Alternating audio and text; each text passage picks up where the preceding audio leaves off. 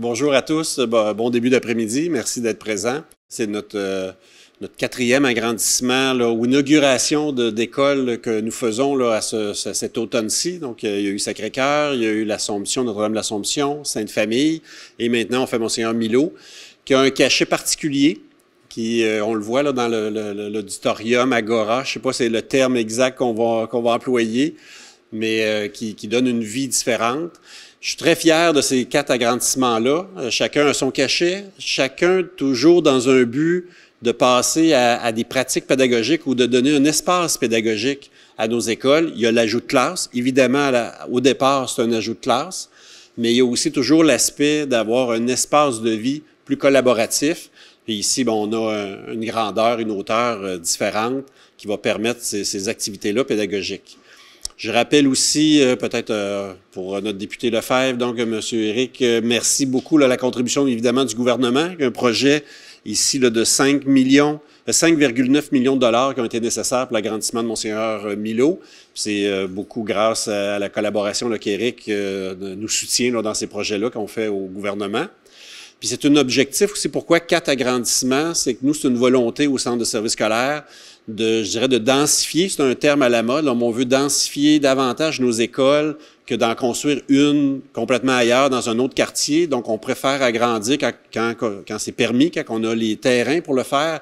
On préfère agrandir, donner une aire supplémentaire aux écoles. Ça revitalise nos milieux. Les équipes écoles, tout à l'heure, la directrice, Mme Claire Lagacé, va pouvoir vous en parler, mais ça a un impact sur toute l'équipe école, même s'il y a 4 classes de plus et 4 enseignants, mais c'est l'ensemble de l'école qui s'en retrouve gagnant.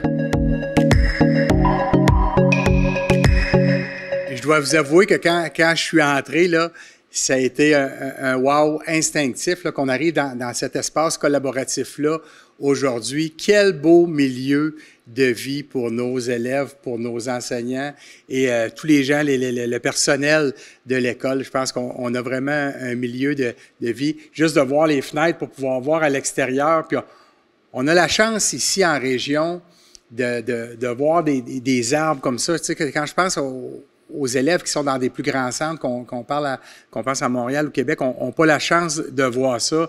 Je voyais un agrandissement d'école en région où les jeunes voyaient des chevreuils à l'extérieur de leur école. Tu sais, c'est quand même assez exceptionnel ce que nos enfants peuvent avoir ici en région. Donc, on est vraiment privilégiés. Je veux remercier naturellement tout le personnel du Centre de services scolaires qui a fait un travail colossal encore une fois. Et on l'a fait, on le disait tantôt, à l'intérieur des coûts, à l'intérieur des enveloppes budgétaires. Puis pour être là-dedans à la semaine longue sur les différents dossiers sur lesquels le gouvernement travaille, c'est très, très rare présentement qu'on réussit à entrer. Alors, bravo.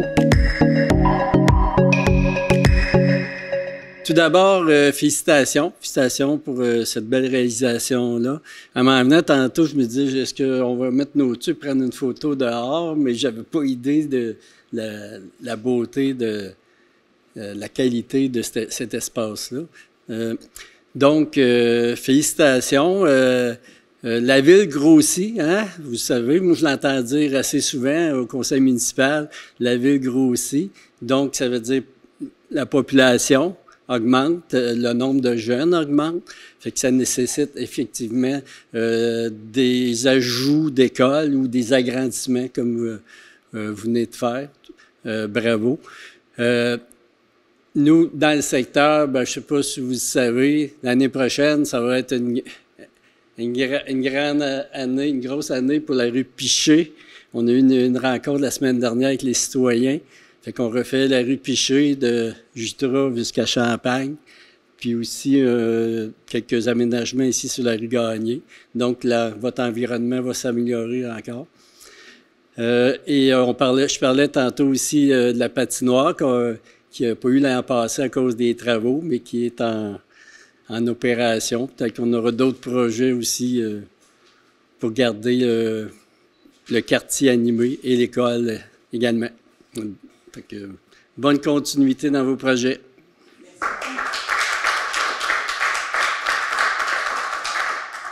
Merci, Marc. Je vais inviter M. Patrick Allard, qui est le directeur adjoint au service des ressources matérielles, puis il va pouvoir vous donner des détails de ce bel agrandissement.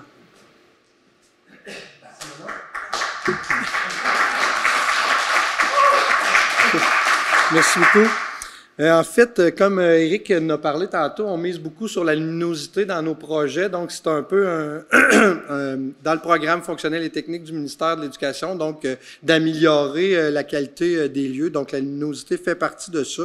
Ces 5 nouvelles classes ici, dont ces espaces collaboratifs-là, dans chacun des agrandissements, puis ce qui nous a permis de faire cet espace-là, vous en avez parlé tantôt, c'est que, étant donné qu'on avait une 5e classe, donc ça nous bonifiait les espaces collaboratifs, puis dans le programme, on avait des mètres carrés pour réaliser un espace de dégagement plus grand que juste les petits espaces dédiés aux classes. Donc, c'est ça qui a permis de pouvoir faire cet espace-là. Fait qu'avec l'équipe école, l'équipe de Claire, en collaboration avec les enseignants et le personnel de l'école, bien, on a décidé de mettre des mètres carrés un peu plus grands ici pour être capable de recevoir plus d'élèves, plus qu'une classe, puis faire d'autres activités que juste des activités peut-être pédagogiques, mais ludiques avec le service de garde et les enfants.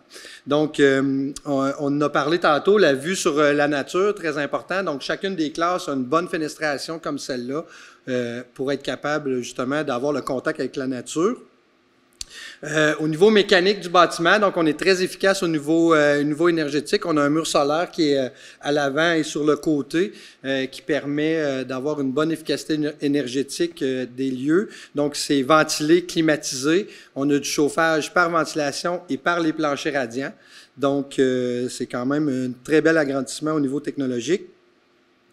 Au niveau de nos partenaires, donc tantôt on en a parlé, je veux remercier l'entrepreneur général, donc Pierre-Olivier Binette de JP Binette, sans quoi tous ces dessins-là qu'on fait, puis nos concepts, bien, ils ne se réalisent pas sans votre équipe, donc c'est très apprécié chez nous de votre collaboration, puis dans d'autres conférences de presse, Éric disait, on a souvent des entrepreneurs de la région, puis c'est le cas. Tous nos agrandissements ont été réalisés par des entrepreneurs de la région, du centre du Québec, de Victoriaville.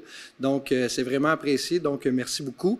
Madame Caroline Roberge, donc l'architecte de ce projet-là, qui a vraiment contribué à tout cet aspect physique-là. Donc, merci Caroline. Puis Jean-Philippe Carrier de L2C qui nous permet de voir son travail souvent qui est caché, la structure, donc on la camoufle ou on l'habille. Là, présentement, on la voit. Donc, merci Jean-Philippe. Donc, ça a permis aussi son travail quand même. Souvent, les gens disent, au niveau structural, quand on met du bois, des choses comme ça apparentes, ça coûte plus cher. Mais c'est vraiment un mythe parce que quand on réussit à bien mettre les éléments au bon endroit, puis utiliser la structure de bois lamelé comme celle-là et la structure légère, comme on a fait ici, parce que la construction est complètement en bois. Donc, ça permet de rentrer dans les budgets, comme M. Lefebvre l'a dit tantôt, puis d'utiliser cette propriété-là à juste escient. Peut-être pour faire du pouce sur nos prochains agrandissements, donc on a présentement le chantier de l'école Le Tandem qui est en cours, donc qui va voir le jour plus en septembre l'année prochaine.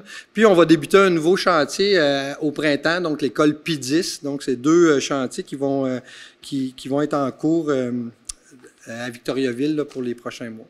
Donc ça fait le tour. Merci beaucoup.